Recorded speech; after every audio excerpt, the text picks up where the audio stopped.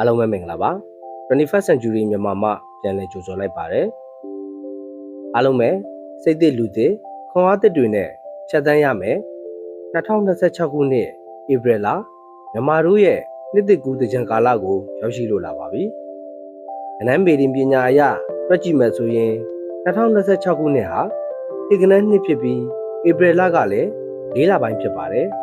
ဒါကြောင့်ဒီနှစ်ခုကိုပေါင်းလိုက်တဲ့အခါပေါင်းခြင်း5ဖြစ်လို့ဒီဧပြီလဟာ Universal Man 5လို့ခေါ်တဲ့နံပါတ်5ကနန်းရဲ့လွတ်လပ်မှုအပြောင်းအလဲနဲ့အခွင့်အလမ်းသစ်တွေတဟုန်ထိုးဝင်ရောက်လာမဲ့စွမ်းအင်တွေလွှမ်းမိုးလို့နေပါတယ်ဒီလိုအားကောင်းတဲ့စွမ်းအင်တွေကြားမှာ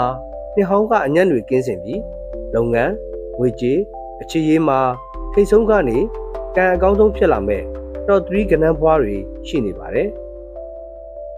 ကိုယ့်ရဲ့မွေးရဲ့ကနန်းကောပါနေမလားဒီဗီဒီယိုလေးကိုစုံအောင်ကြည့်ပေးဖို့ဖိတ်ခေါ်လိုက်ပါတယ်ပထမဆုံးကံအကောင်းဆုံးကဏ္ဍကတော့လတလရဲ့9ရက်နေ့14ရက်နေ့23ရက်နေ့မှာမွေးဖွားတဲ့ငါးကဏ္ဍသမားတွေပဲဖြစ်ပါတယ်ဒီလဟာသင်အတွက်ကိုယ်စွမ်းအင်ကိုအပြည့်အဝပြန်ရတဲ့လပါ Universal Man 5ရဲ့သင်ရဲ့မွေးကဏ္ဍ5တို့ထပ်တူကျနေတာကြောင့်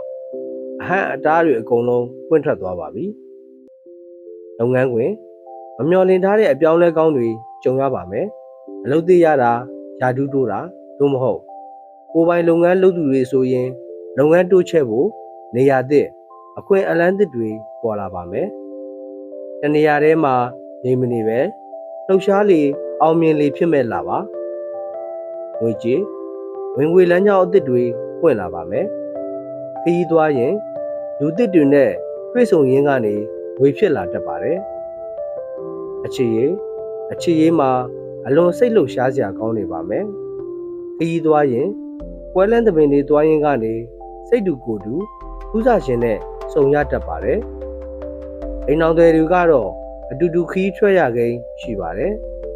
အထူးသတိပြုရန်ငါးကရန်တဘာဝအရာဝင်ငွေကျန်းသလိုထွက်ငွေလည်းကျန်းတက်လို့ကြံကာလအသုံးစရိတ်ကိုတော့တေချာတွက်ချက်ပြီးသုံးစွဲဖို့လိုပါမယ်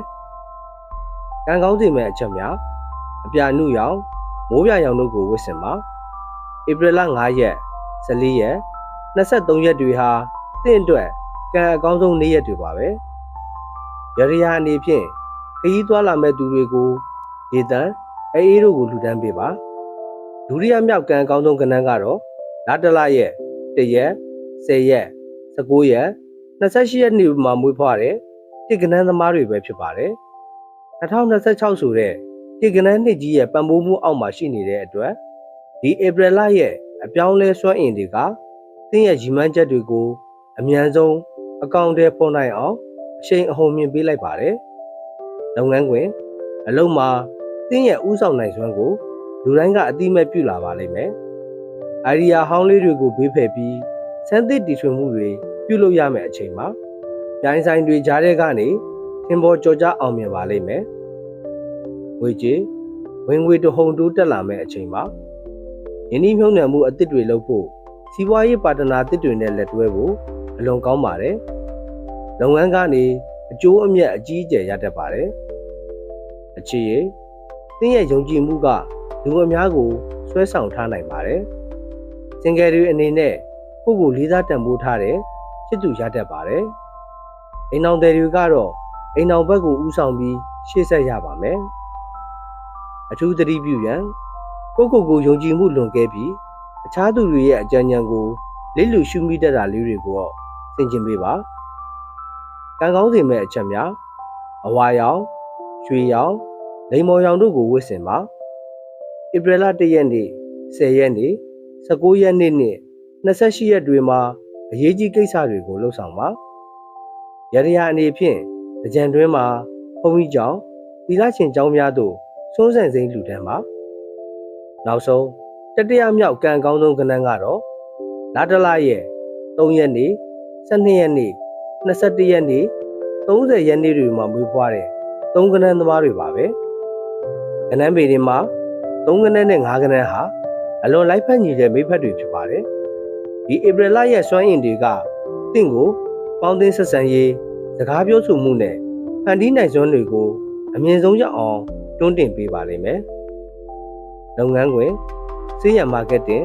အမှုပညာမီဒီယာနဲ့စကားပြောဆိုရတဲ့အလုပ်တွေမှာအထူးအောင်မြင်ပါမယ်။သင်ပြောသမျှစကားတိုင်းကလူတွေရဲ့စိတ်ကိုဆွဲဆောင်နိုင်ပါလိမ့်မယ်။အခက်အခဲတွေကိုပျော်ပြောင်းတဲ့နည်းလမ်းတွေနဲ့ကျော်လွှားနိုင်ပါလိမ့်မယ်။ဝေကြေးစကားပြောဆိုညှိနှိုင်းမှုတွေကနေငွေဝင်ပါလိမ့်မယ်။ online ကနေစီးပွားရေးလုပ်သူတွေအယောင်းဝယ်အထူးကောင်းမွန်ပါမယ်။အကြံကာလမှာမမျှော်လင့်တဲ့လက်ဆောင်တွေဘိုးဘိုးတွေလည်းရရှိတတ်ပါတယ်။အချစ်ရေးအလုံးပြောစရာကောင်းတဲ့လတစ်လပါ။လူမှုရေးပွဲတွေအကြံပွဲတွေကနေတဆင့်စိတ်ဝင်စားစရာကောင်းတဲ့လူသစ်တွေနဲ့တွေ့ဆုံရပါမယ်။အိမ်တော်ရေးမှာလည်းအပြန်အလှန်နားလည်မှုတွေတိုးပွားပါလိမ့်မယ်။အထူးသတိပြုရန်အာယုံစူးစိုက်မှုပြန့်လွင့်တတ်လို့အလုပ်တစ်ခုကိုအဆုံးမသတ်ပဲနောက်တစ်ခုကူးတာမျိုးကိုသတိထားပါကံကောင်းစိတ်မဲ့အချက်များပန်းရောင်ခရမ်းရောင်တို့ကိုဝတ်ဆင်ပါဧပြီလ3ရက်12ရက်21ရက်30ရက်တွေမှာကံကောင်းခြင်းတွေကြုံရတတ်ပါတယ်ရရအနေဖြင့်ကြံကာလမှာကလေးငယ်များကိုမဟုတ်သို့မဟုတ်အချိုရည်များကိုဝေငှလူတန်းပေးပါကဲမိတ်ဆွေတို့ရောအခုပြောသွားတဲ့ဧပြီလရဲ့ကံအကောင်းဆုံးကဏ္ဍ3ခုထဲမှာကိုယ့်ရဲ့မွေးရက်ကဏ္ဍကောပါနေပြီလားပါတယ်ဆိုရင်တော့ကွန်မန့်မှာတစ်ခုခုရေးခဲ့ပြီးနှစ်သိရဲ့ကံကောင်းခြင်းတွေကိုအတူတူဆွဲဆောင်လိုက်ကြရအောင်မပါတဲ့သူတွေလည်းစိတ်မပူပါနဲ့ကိုယ်စူးစမ်းမှုနဲ့သာရှေ့ဆက်ပေးပါကံကောင်းခြင်းတွေကအမြဲတမ်းလိုက်လာမှာပါဒီနေ့ဗီဒီယိုလေးကတော့ဒီလောက်ပါပဲ